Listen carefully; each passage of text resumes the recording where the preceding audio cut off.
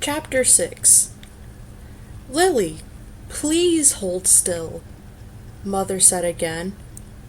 Lily, standing in front of her, fidgeted impatiently. I can tie them myself, she complained. I always have. I know that, Mother replied, straightening the hair ribbons on the little girl's braids.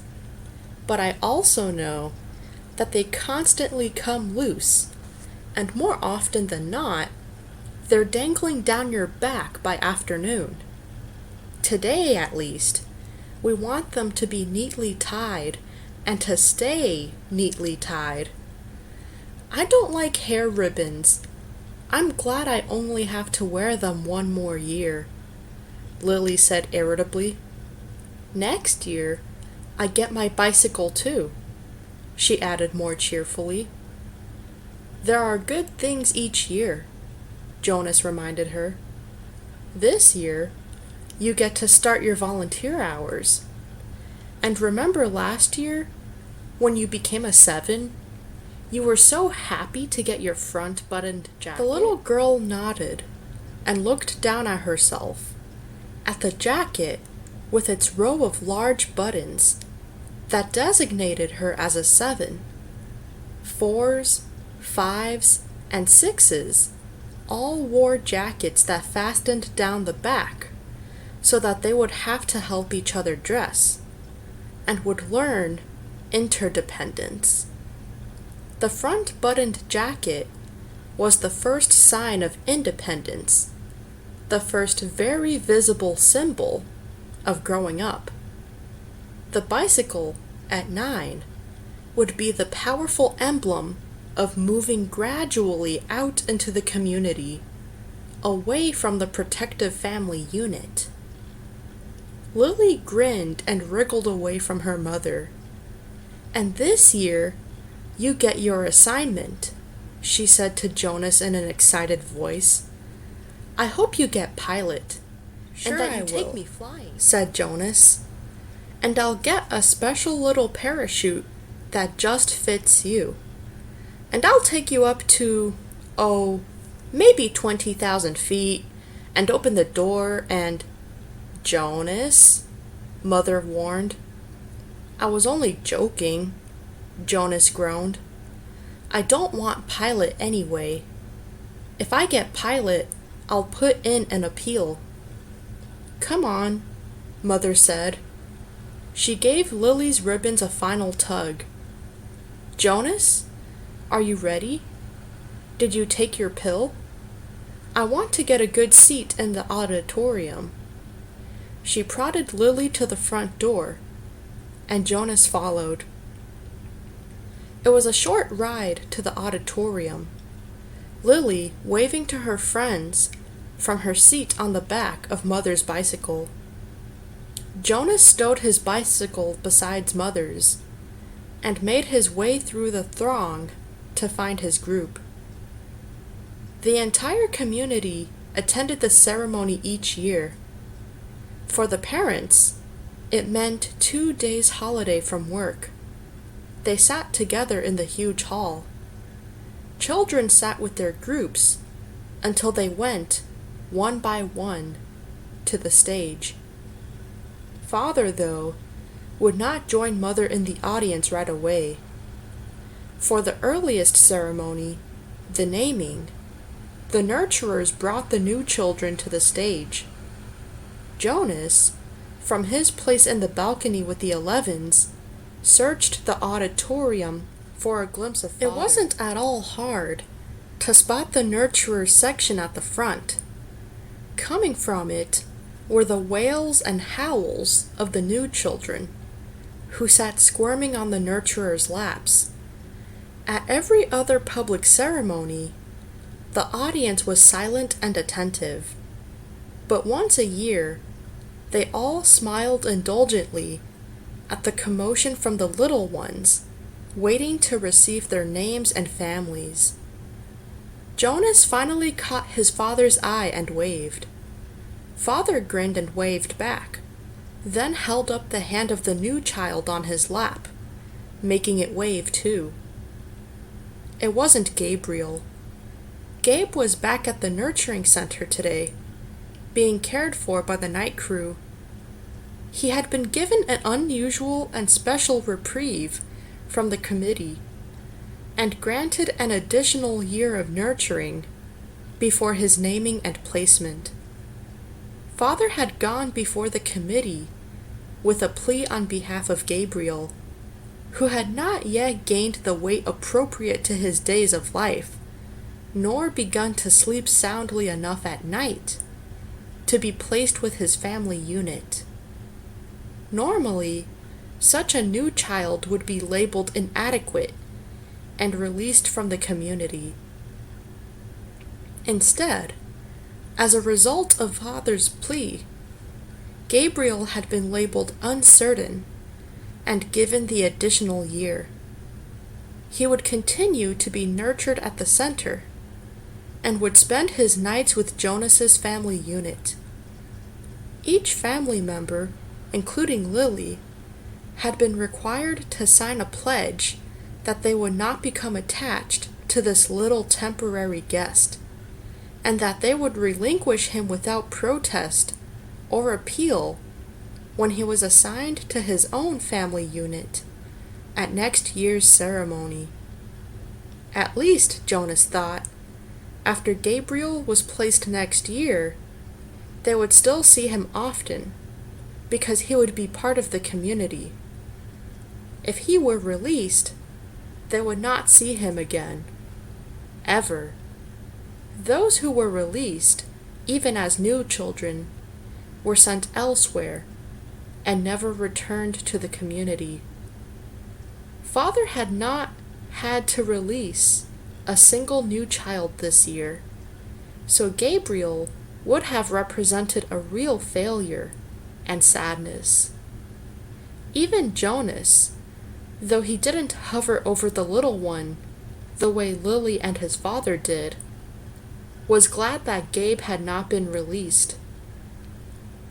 The first ceremony began right on time, and Jonas watched as one after another each new child was given a name and handed by the nurturers to its new family unit. For some, it was a first child, but many came to the stage accompanied by another child, beaming with pride to receive a little brother or sister, the way Jonas had when he was about to be a 5. Asher poked Jonas's arm. "Remember when we got Philippa?" he asked in a loud whisper. Jonas nodded. It had only been last year. Asher's parents had waited quite a long time before applying for a second child. Maybe, Jonas suspected, they had been so exhausted by Asher's lively foolishness that they had needed a little time. 2 of their group, Fiona and another female named Thea, were missing temporarily, waiting with their parents to receive new children. But it was rare that there was such an age gap between children in a family unit.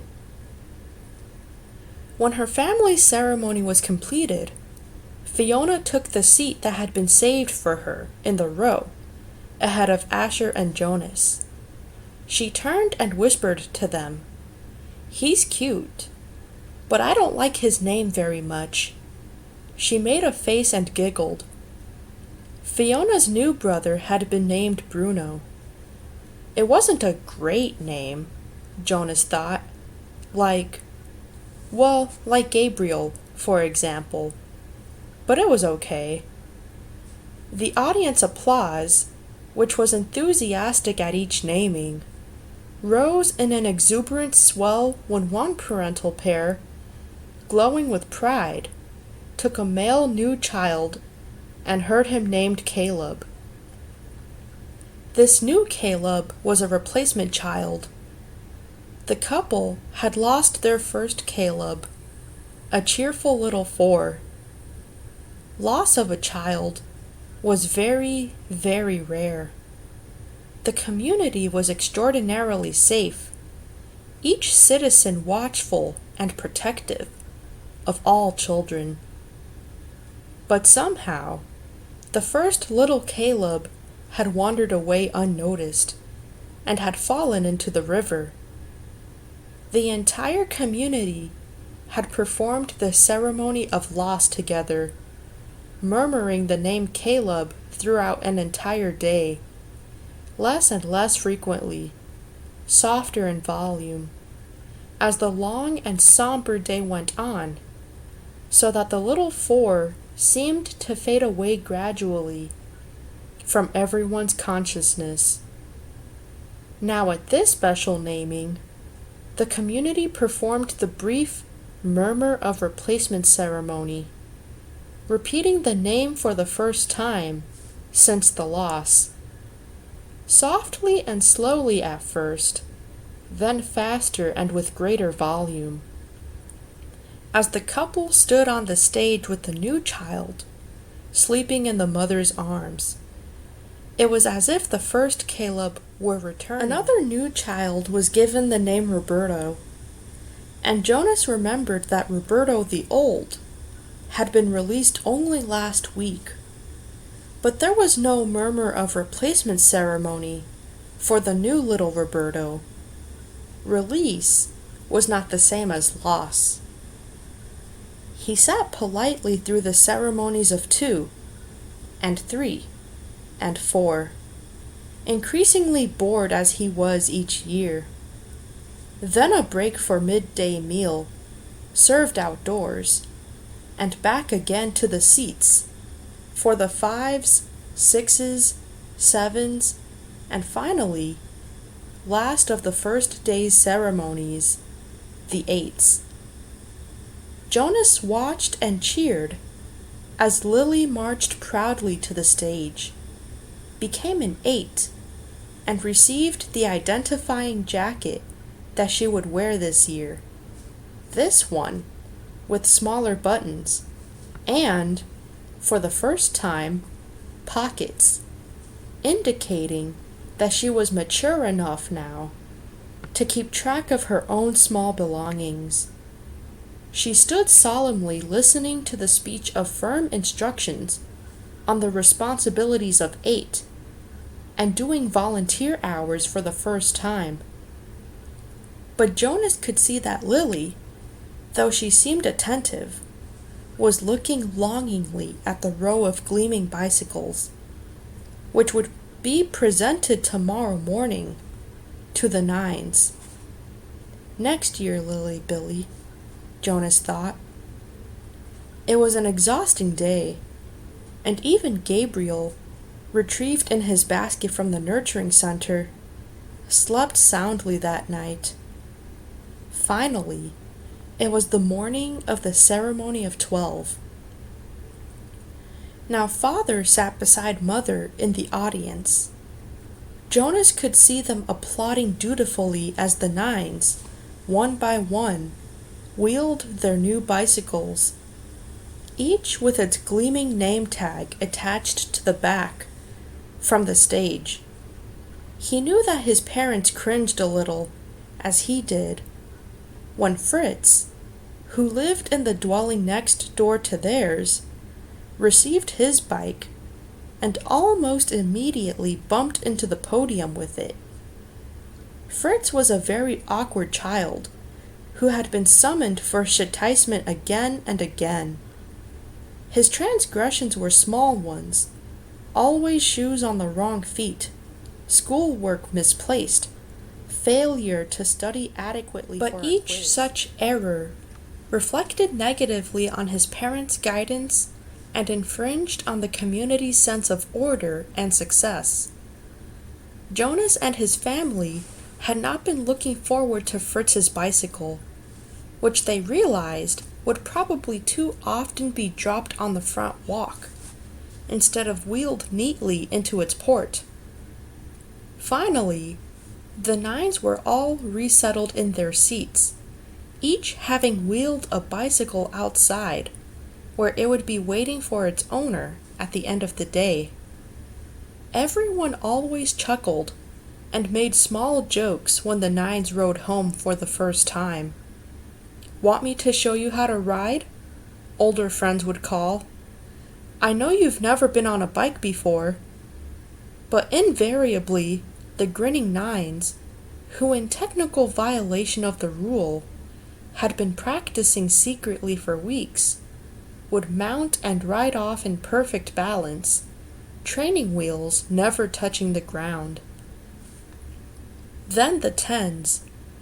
Jonas never found the ceremony of 10 particularly interesting, only time-consuming, as each child's hair was snipped neatly into its distinguishing cut. Females lost their braids at 10, and males, too, relinquished their long childish hair and took on the more manly short style, which exposed their ears. Laborers moved quickly to the stage with brooms and swept away the mounds of discarded hair. Jonas could see the parents of the new tens stir and murmur, and he knew that this evening, in many dwellings, they would be snipping and straightening the hastily done haircuts, trimming them into a neater line.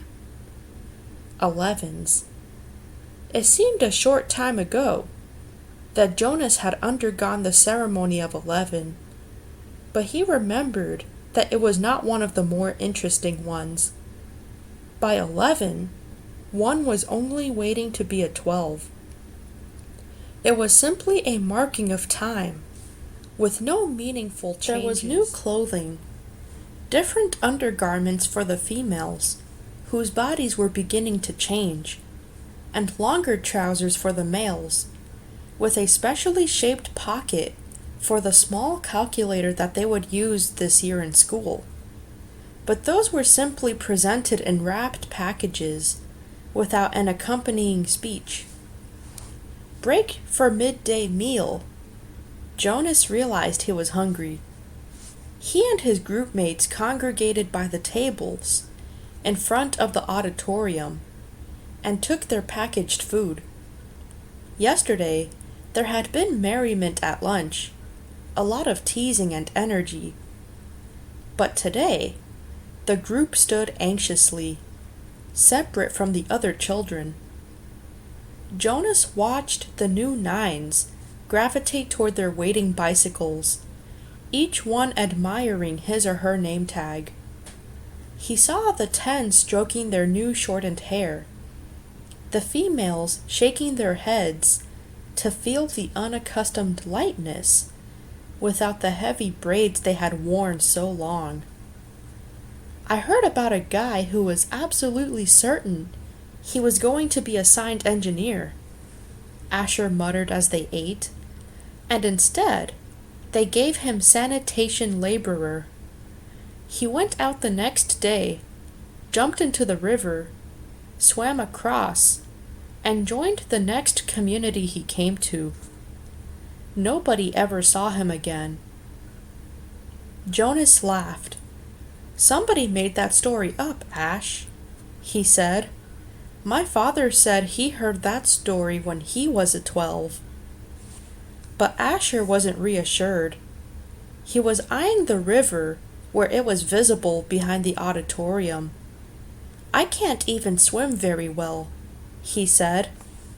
"My swimming instructor said that I don't have the right boyishness or something." "Buoyancy," Jonas corrected him. "Whatever. I don't have it. I sink."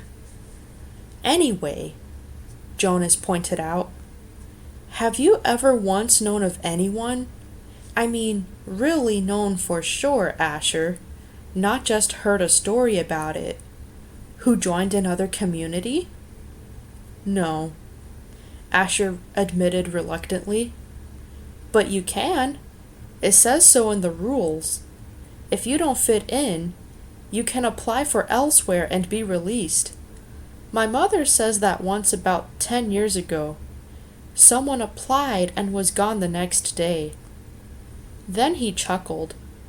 "She told me that because I was driving her crazy. She threatened to apply for elsewhere. She was joking. I know, but it was true, what she said, that someone did that once. She said that it was really true. Here today and gone tomorrow. Never seen again. Not even a ceremony of release. Jonas shrugged. It didn't worry him. How could someone not fit in? The community was so meticulously ordered, the choices so carefully made. Even the matching of spouses was given such weighty consideration that sometimes an adult who applied to receive a spouse waited months or even years before a match was approved and announced. All of the factors, disposition, energy level, intelligence, and interests, had to correspond and to interact perfectly. Jonas's mother, for example, had higher intelligence than his father, but his father had a calmer disposition. They balanced each other. Their match, which, like all matches, had been monitored by the committee of elders for 3 years before they could apply for children, Their match, which, like all matches, had been monitored by the committee of elders for 3 years before they could apply for children, had always been a successful one. Like the matching of spouses and the naming and placement of new children, the assignments were scrupulously thought through by the committee of elders.